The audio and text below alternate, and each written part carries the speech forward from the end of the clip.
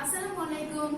Welcome everyone for online class and also welcome to Shuman Memorial Concept School and College. প্রিয় শিক্ষার্থীবৃন্দ কেমন আছো তোমরা?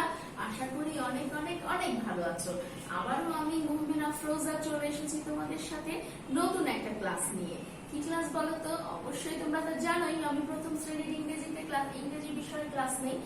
সুতরাং আমরা আজকে ক্লাস করব কি ইংরেজি, এবং কোন ইউনিট কোন লেসনের উপরে ক্লাস করব বলো তো? দেখে নাও। আজকে আমরা ক্লাস করব board book unit 28 lesson 4 to 6, এবং আজকে আমরা পড়ব অ্যালফাবেট, ওয়ার্ড মিনিং পড়ব কার্টিসিস, অর্থাৎ কার্টিসি তো আমরা এর আগেও পড়েছি, বলতে বোঝাচ্ছে আদব কায়দা, কিভাবে অ্যাপ্রোচ করতে হয়, সম্বোধন করতে হয়, এটা আমরা শিখব। এবং শিখব কি ইউজ অফ অ্যাপোস্ট্রফি এস, অর্থাৎ অ্যাপোস্ট্রফি এস এর ব্যবহার। অ্যাপোস্ট্রফি এস এর ব্যবহারও আমরা এর আগে শিখেছি, আরেকবার আমরা আজকে একটু দেখে নিব। তাহলে শিক্ষার্থীবৃন্দ চলো আমরা চলে যাই আমাদের ক্লাসে। তাহলে তোমাদের কাছে নিশ্চয়ই এই শীটটা এতক্ষণে পৌঁছে গেছে। তাহলে সবাই শীটটা হাতে নাও, পেন্সিল নাও, আমার সাথে সাথে করবে। 1 নম্বরে কি আছে বলো তো? 1 নম্বরে আছে বেঙ্গলি মিনিং, অর্থাৎ ইংরেজি দেওয়া আছে, সেগুলোর অর্থ লিখতে হবে। তাহলে চলো আমরা সরাসরি বোর্ডে চলে যাই এবং ইংরেজির অর্থগুলো পড়ে লিখে ফেলি। চলো শিক্ষার্থীবৃন্দ, আমাদের 1 নম্বরে কি আছে বলো তো?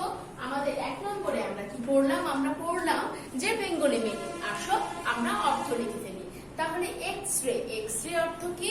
এক্স-রে অর্থ হচ্ছে রঞ্জন রশ্মি। এক্স-রে অর্থ কি? রঞ্জন রশ্মি। তাহলে আমরা রঞ্জন বানানটা কিভাবে লিখতে পারি? আমরা রঞ্জন বানানটা লিখতে পারি র। তাহলে প্রথমে কি লিখবো বলো তো? রঞ্জন, র জন রশ্মি, রঞ্জন রশ্মি। এক্স-রে মানে কি? রঞ্জন রশ্মি। ওকে। লিসেন, লিসেন মানে কি? লিসেন মানে শোনা, লিসেন মানে শোনা, লিসেন মানে কি? শোনা। ইয়ক মানে কি?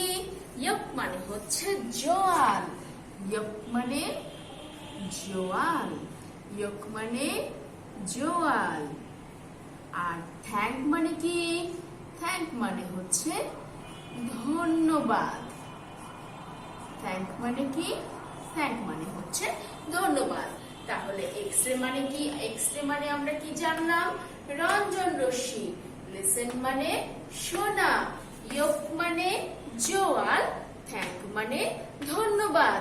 থ্যাঙ্ক মানে ধন্যবাদ, ইয়ক মানে জোয়াল, লিসেন মানে শোনা, এক্স-রে মানে রঞ্জন রশ্মি। রঞ্জন রশ্মি, শোনা, জোয়াল, ধন্যবাদ। এরপরে চলে যাব আমরা 2 নম্বর আইটেমে। চলো আমরা এবারে স্ক্রিনে চলে যাই। আমাদের 2 নম্বরে আছে let's write the opposite word. Let's write the opposite word. চলো অপোজিট ওয়ার্ডটা পড়ে নিব আমরা এবং লিখে নিব। দেখো তো, হেয়ার মানে কি? হেয়ার মানে এখানে। হেয়ার মানে কি? হেয়ার মানে এখানে। দেয়ার মানে কি? দেয়ার মানে কি? সেখানে। হেয়ার মানে এখানে, দেয়ার মানে সেখানে। হেয়ার মানে এখানে, দেয়ার মানে সেখানে। ফুল, ফুল মানে পূর্ণ, এমটি মানে শূন্য। শূন্য বা খালি বা ফাঁকা, যেভাবেই বলো না কেন, ফুল মানে পূর্ণ বা সম্পূর্ণ। ফুল মানে পূর্ণ বা সম্পূর্ণ। হেয়ার, দেয়ার। হেয়ার মানে এখানে, দেয়ার মানে সেখানে। ফুল বা ফুল মানে পূর্ণ, এমটি মানে কি? ফাঁকা বা খালি বা শূন্য। স্টার্ট, স্টার্ট মানে শুরু, এন্ড, এন্ড মানে সমাপ্ত বা শেষ।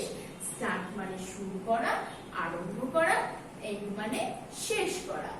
ক্লোজ মানে বন্ধ করা, ওপেন মানে খোলা। ক্লোজ মানে কি? বন্ধ করা, ওপেন মানে খোলা। Here, there, full, empty, start, end, close, open. Here, there, full, empty, start, end, close, open, open, close, end, start, empty, full, there, here. তাহলে আমরা শিখে ফেললাম অপোজিট ওয়ার্ড গুলো। এরপরে চলে যাব আমরা আমাদের 3 নম্বর আইটেমে। আমাদের 3 নম্বর আইটেমে কি আছে বলো তো? 3 নম্বর আইটেমে আছে সেন্টেন্স তৈরি করা। So let's make sentences. চলো আমরা বোর্ডে চলে যাই।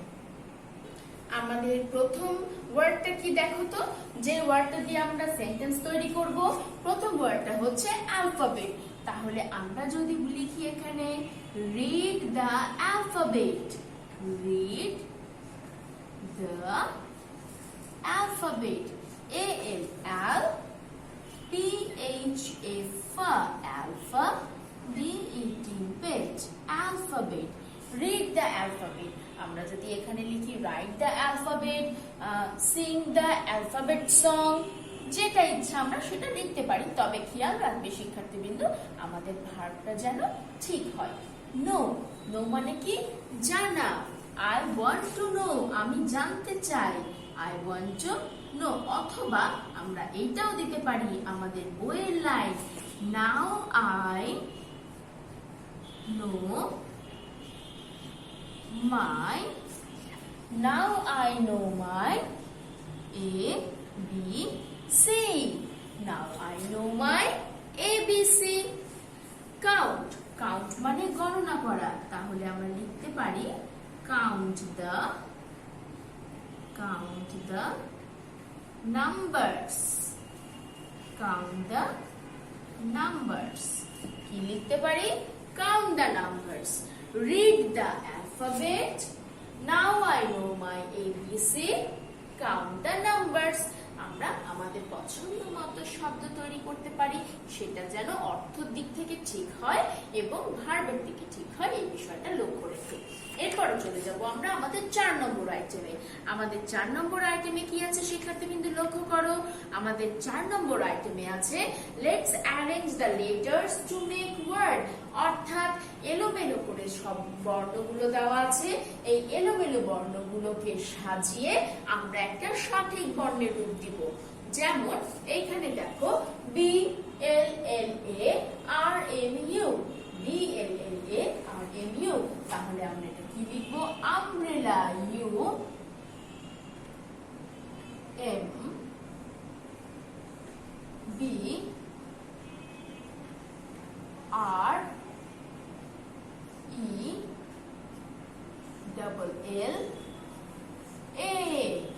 আমব্রেলা। তাহলে কি হলো? Umbrella, UMBRELLA, umbrella, umbrella, UMBRELLA, umbrella. Okay, আমরা এখন এইটা করব। কি আছে এটা বলো তো? HIDS। তাহলে আমরা এটা করতে পারি ডিশ, DISH,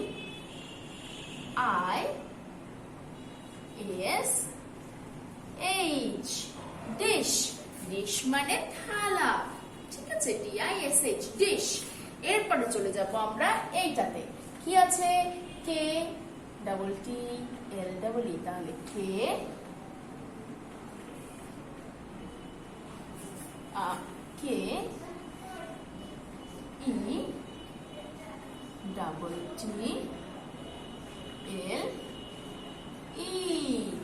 কেটলি অথবা কেটল, KTTLEE। এটাকে আমি সাজিয়ে লিখলাম KETTLE। পরেরটা হবে কি দেখো তো? TXEN, তাহলে NEXT, নেক্সট। নেক্সট মানে কি? নেক্সট মানে পরবর্তী, NEXT, নেক্সট। নেক্সট মানে পরবর্তী। তাহলে কি হলো দেখো তো? Umbrella, dish, kettle, next. Next, kettle, dish, umbrella. তাহলে আমরা অ্যারেঞ্জ করে ফেললাম লেটার গুলো এবং সঠিক ওয়ার্ড তৈরি করলাম। এরপরে করবো আমরা 5 নম্বর। তবে এই 5 নম্বর ট্রান্সলেট করার আগে, অর্থাৎ এই বাংলাটাকে ইংরেজিতে ট্রান্সলেট করার আগে আমরা একটু স্ক্রিনে যাব, কারণ স্ক্রিনে আমাদের কিছু বোঝার জিনিস আছে। আমরা আগে একটু বুঝে নেই, তারপরে আমরা এটা ট্রান্সলেট করব। তাহলে শিক্ষার্থীবৃন্দ চলো আমরা স্ক্রিনে চলে যাই। ওকে, তাহলে আমরা যেটা বললাম যে আমরা আগে দেখে নিব আমাদের কিছু বোঝার আছে, সেই বোঝার বিষয় কি। আমাদের 5 নম্বর আইটেম কি আছে দেখি, লেটস ট্রান্সলেট ইনটু ইংলিশ, অর্থাৎ ইংরেজিতে রূপান্তর করতে হবে। তার মানে বুঝতেই পারছো এখানে বাংলা শব্দ দেওয়া থাকবে, বাংলা শব্দ থেকে ইংরেজিতে রূপান্তর করতে হবে। তাহলে আমাদের প্রথম শব্দটা কি, তোমাদের কাছে যেহেতু শীট আছে তোমরা দেখতেই পাচ্ছ আমাদের প্রথম বাংলা শব্দটা বা বাংলা বাক্যটা কি যেটা আমরা রূপান্তর করব, সেটা হচ্ছে এইটি কি নিপার পুতুল। এইটি কি নিপার পুতুল। প্রিয় শিক্ষার্থীবৃন্দ, তোমরা একটু ভিন্নতা দেখতে পাচ্ছ আশা করি, তাই না? কেন ভিন্নতা? কারণ আমরা তো এতদিন পর্যন্ত অ্যাসার্টিভ মূলক মানে বর্ণনামূলক বাক্য করেই এসেছি।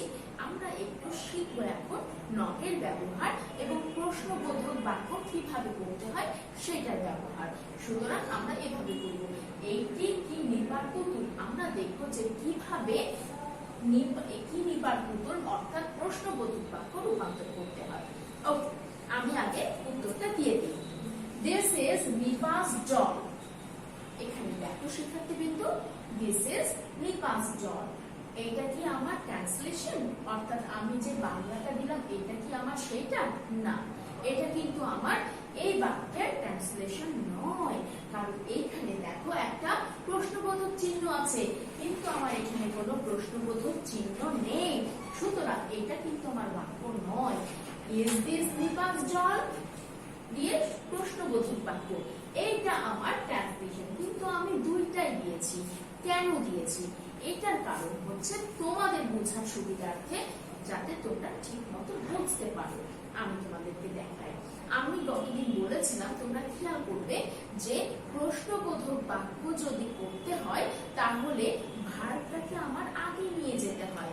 আমার যে am, is, are, was, were এই বিভার্ব গুলো যদি থেকে থাকে তাহলে সেইগুলোকে বাক্যের শুরুতে নিয়ে যেতে হয়।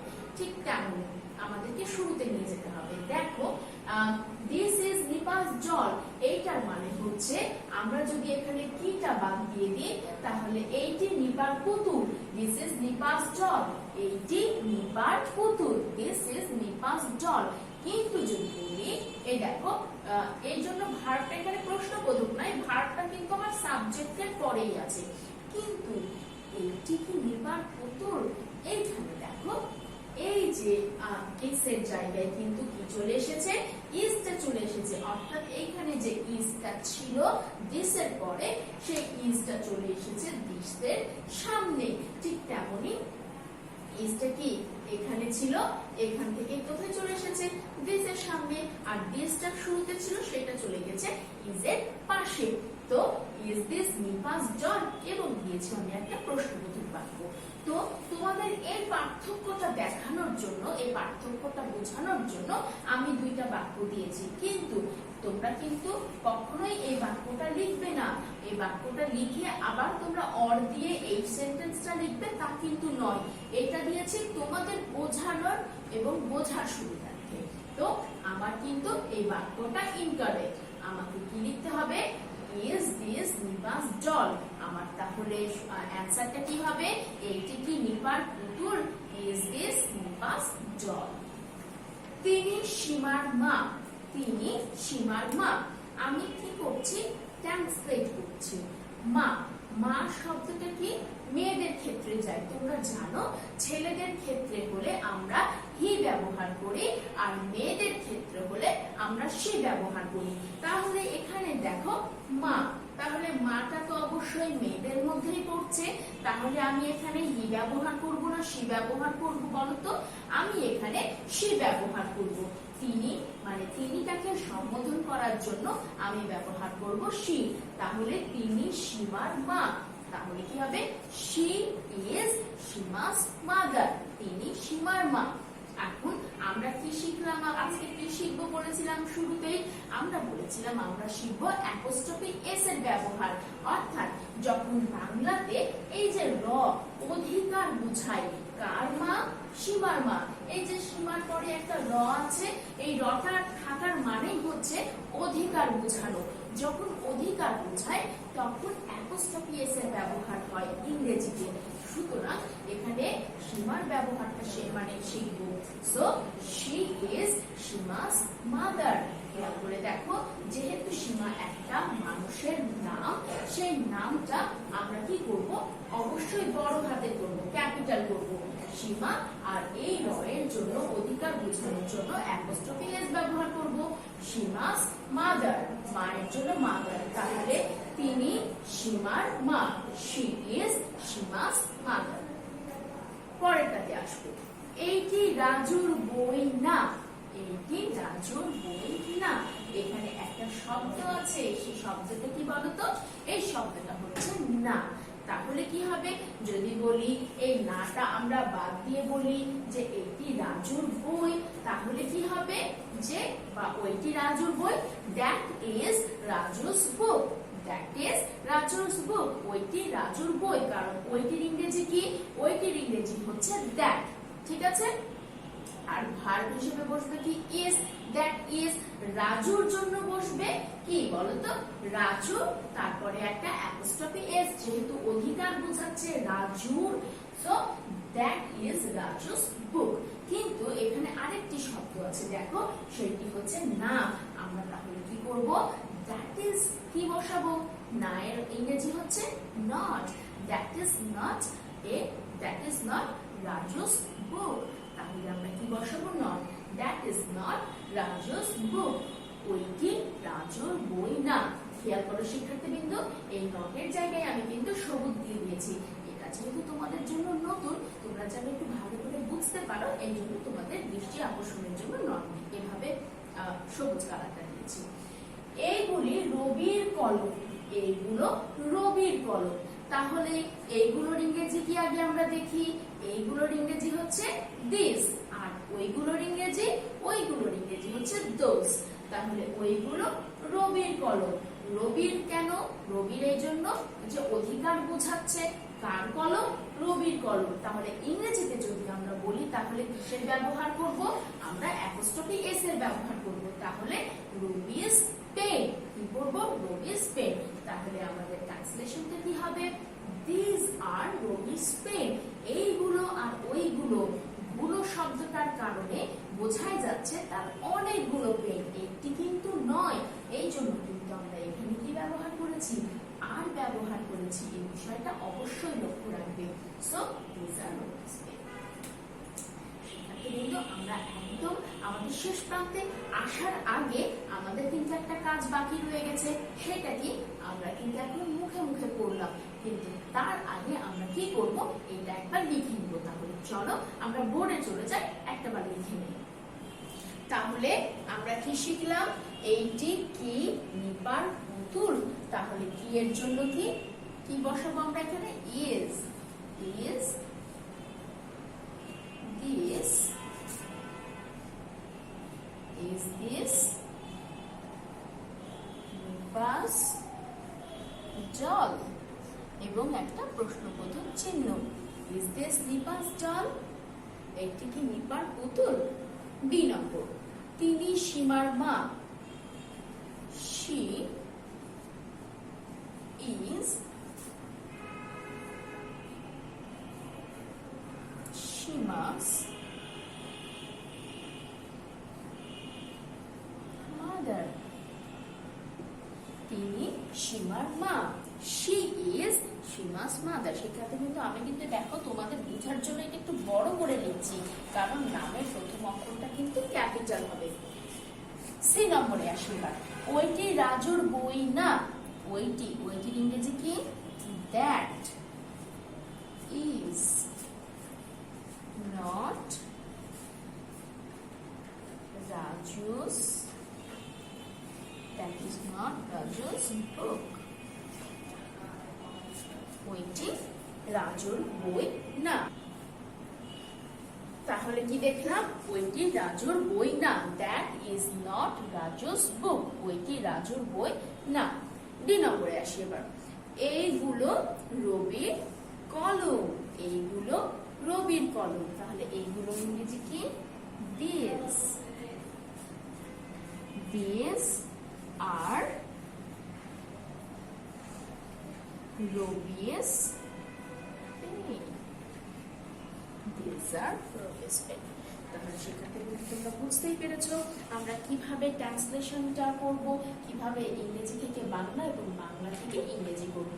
আমরা বাংলা থেকে আজকে ইংরেজি শিখলাম, কিন্তু এমনটা হতেই পারে যে আমরা ইংরেজি দিয়েছি এরপরে তোমাদেরকে বাংলা করতে হবে। তাহলে আমরা একদম ক্লাসের শেষ প্রান্তে, আমরা চলো এবার ওরালে চলে যাই। So it is oral time. চলো আমরা এবার ওরাল গুলো দেখে নিই। ছবি, ছবির ইংরেজি ওয়ার্ড বলুন। ছবির ইংরেজি ওয়ার্ড কি আমরা অনেকবার পড়েছি তাই না? ছবি, ছবির ইংরেজি শব্দ হচ্ছে পিকচার, PICTURE, পিকচার। পিকচার মানে কি? পিকচার মানে ছবি। পিকচার দ্বারা একটি সেন্টেন্স তৈরি করুন। পিকচার দ্বারা যদি আমি সেন্টেন্স তৈরি করতে চাই তাহলে কি? ছবিটির দিকে তাকাও। ইংরেজি কি হবে? Look at the picture. ছবিটির দিকে তাকাও, লুক অ্যাট দ্য পিকচার। তাহলে পিকচারের অর্থ কি হলো? পিকচারের অর্থ হলো ছবি। আর লুক অ্যাট মানে কি?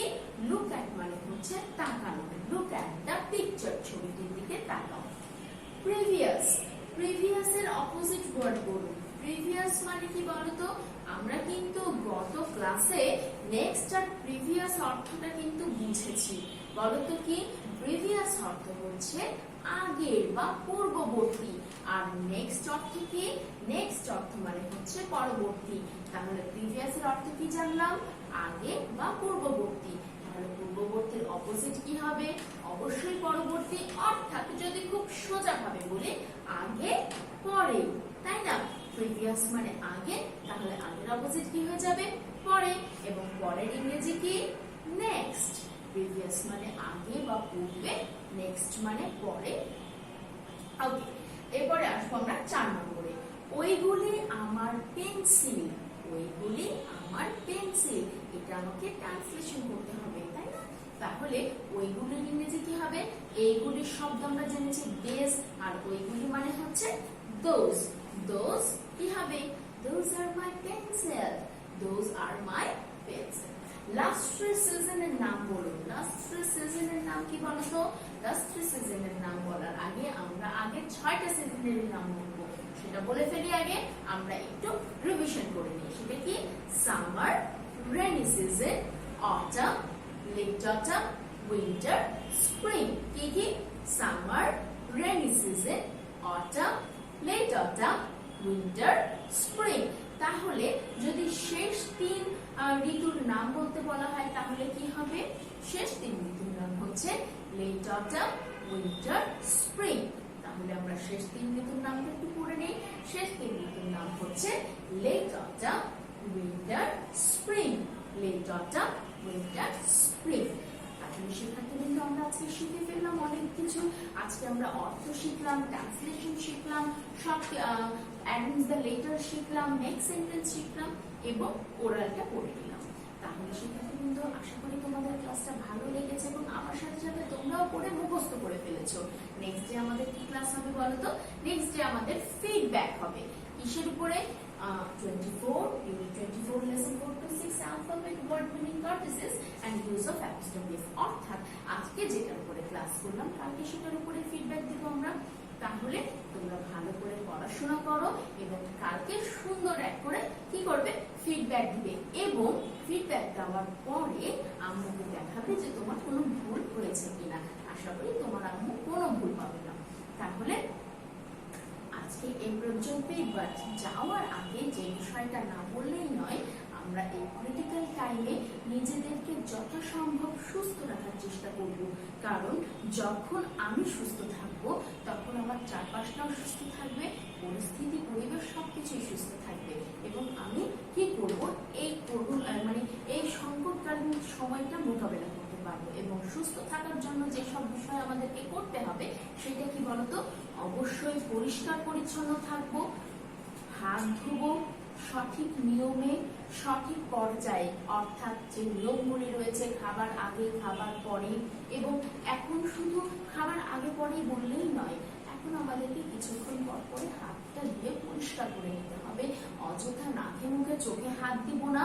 পুষ্টিকর খাবার, পুষ্টিকর ফল এবং পরিষ্কার পানি পান করব। পরিষ্কার কাজে আমাকে সাহায্য করব, নিজে পরিষ্কার থাকবো, আমাদের চারপাশটা পরিষ্কার রাখবো এবং সবচেয়ে গুরুত্বপূর্ণ যে বিষয়টা প্রয়োজন ছাড়া অবশ্যই আমরা বাইরে বের হব না। আর যদিও বা বাইরে বের হতে হয় তাহলে অবশ্যই যে আমাদের নিয়মগুলো রয়েছে, যে আমাদের হ্যান্ড স্যানিটাইজার ব্যবহার করতে হবে, গ্লাভস ব্যবহার করতে হবে, মাস্ক ব্যবহার করতে হবে, এই বিষয়গুলো, এই সতর্কতাগুলো অবলম্বন করেই কিন্তু আমরা বাসা থেকে বাইরে বের হবো। তাহলে সেটাকে কিন্তু আজকে এই পর্যন্ত। সামনের দিন আবারও তোমাদের সাথে